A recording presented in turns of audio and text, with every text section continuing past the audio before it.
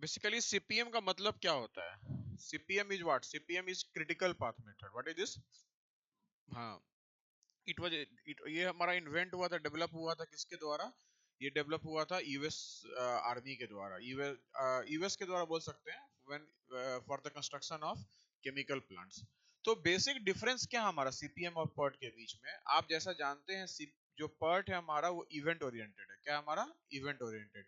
और सीपीएम जो हमारा वो है हमारा एक्टिविटी ओरिएंटेड। क्या हमारा?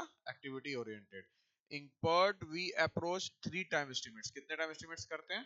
थ्री। सीपीएम में single time estimate.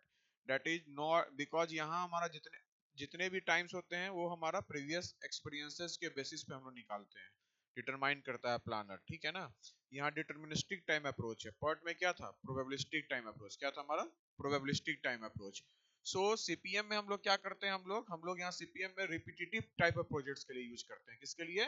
Repetitive type of projects के लिए। और ध्यान रखिएगा, जो पर्ट होता है हमारा, पर्ट में टाइम जो है हमारा वो कंट्रोलिंग फैक्टर है। मतलब कॉस्ट अगर बढ़ेगा तो टाइम भी क्या होगा? टाइम बढ़ेगा तो कॉस्ट भी क्या होगा? बढ़ेगा। हेलो, सी हियर, टाइम भी क्या होगा? बढ़ेगा।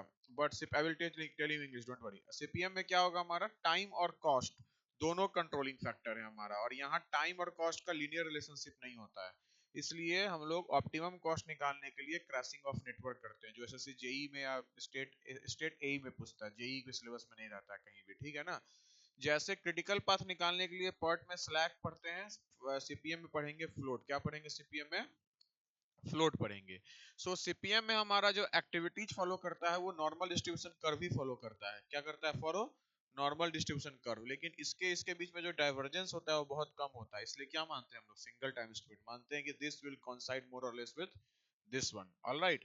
सो अब जैसे हम लोग पर्ट में टी यूज करते हैं एक्सपेक्टेड टाइम के लिए, यहाँ ई नहीं होगा, no expected time. You use the denote by t I j, denote by t I j. Alright, so write down.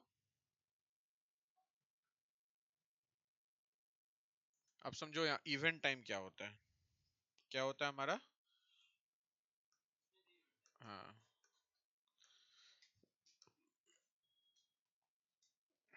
Now let's see here what is event time. सबसे पहले आएगा हमारा earliest event occurrence time. क्या आएगा? Earliest event occurrence time. So ये आई है और ये जे है। ये क्या है हमारा? टी आई, और ये T sorry T L I, और ये हमारा वो earliest event occurrence time of an event था। ये अर्लीस्ट इवेंट ऑकरेंस टाइम है एक्टिविटी के लिए। ठीक है ना? तो ये टी ई जे है और ये टी एल जे है जो हम लोग पढ़े हैं। ठीक है ना? So obviously earliest event occurrence time. Alright, so this will earliest event occur when this will earliest occur, और ये क्या होगा? जो एक टाइम प्लानर असाइन किया वो टाइम उतना लगना ही लगना है। तो टी ई जे जो लिखेंगे हम लोग वो क्या लिखेंगे? बताया था मैंने क्या क्यों लिखते हैं? टी आई जे। याद आया? क्लियर है ना? Got it? और अगर नंबर ऑफ हमारा क्या होगा, यहाँ मर्ज करेगा। ठीक है ना? Got it?